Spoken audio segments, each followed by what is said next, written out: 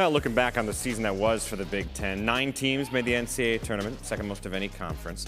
Badgers make it to the Final Four for the 5th time in the last 7 years. And of course, the story overall was Nebraska going undefeated in the regular season for the first time in a quarter century. Add on the fact that Hoosiers made a Sweet 16, which they hadn't done in a decade and a half. Cam and Meredith once again join us from Kansas City for more on the year that was in the Big Ten. Thanks, Mike. Meredith, let's take a look back at the Big Ten volleyball season, the toughest volleyball conference in the country without question. You got to start at the top of the order. The Nebraska Cornhuskers, they took that last and final loss, but up until that point, it was an undefeated season. It looked like no one could touch them. What did you see from them this season? Nebraska was incredibly dominant for so much of the season, as you said, Cameron, and it was on both sides of the ball. Offense, defense, it was a full team effort. I mean, they were really, really unstoppable, and then they ran into this Texas A&M team that is now playing for a national championship. But my goodness, what athletes across the board for the Nebraska Cornhuskers. And, of course, you look to who is leading the charge. The coach of the year in the Big Ten, Danny Busboom. Kelly, this is her first season with the Cornhuskers, and she sure made her mark immediately. How can a coach go about doing that so quickly? Danny had certainly proven herself over time. I mean, she played at Nebraska, first of all, but even before that, she had come from Louisville and had really built that program into a powerhouse. And so coming into Nebraska, the expectations were high, but she certainly knows how to deliver on expectations. She trains her athletes very well. The team really responded well to her coaching, and obviously winning Coach of the Year in your first year in the Big Ten, not too bad, right?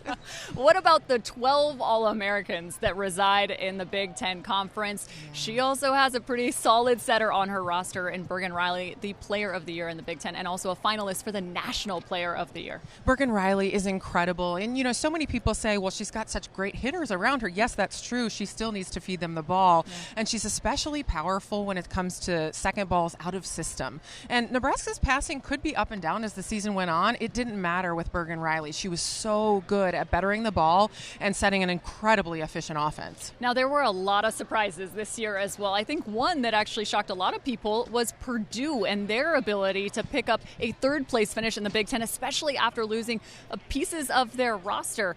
What allowed them to be so successful this year, even with so many new faces? I mean, Coach Dave Shondell has been around the block. He knows how to coach a team. He knows how to get athletes better, and he knows how to get athletes to come to Purdue. And certainly he had that going for him. You said it, they lost a ton of their roster and yet still finished third in the Big Ten, one of the premier conferences, if not the premier conference in the country. And a lot of that has to do with him and also his coaching staff. Kat Jewell is the National Assistant Coach of the Year, named by the AVCA as well.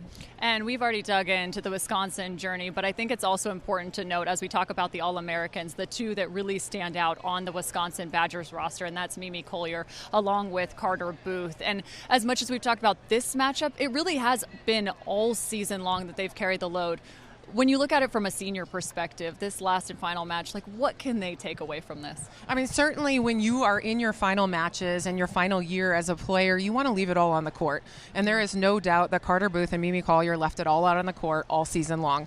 They led their team. They led with intensity. They led with athleticism. I mean, they were just incredible and really brought the entire team along with them. Meredith, one of my favorite things of this season was just seeing the high-flying offense of Indiana. I don't think I've seen an offense go that fast in so long. I mean, what was your take on the Indiana offense? Another team really on the rise. Yes. That Indiana team has done so well. They had such a great year and had all the pieces, and obviously led by freshman setter Krichkovich. I mean, she's phenomenal, and doing so as just a freshman. I mean, there's a lot of upside for Indiana in the years to come. All right, before we get going, any future expectations? What's coming next year?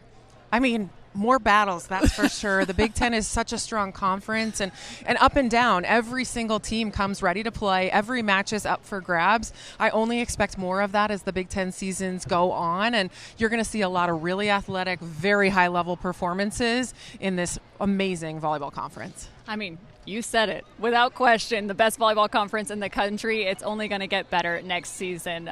We'll hand it on back to you in the studio, Mike. That'll do it for us. I'm Mike Hall. Even though the volleyball season is done, men's hoops, women's hoops, and the college football playoffs still going strong. We will see you all weekend long.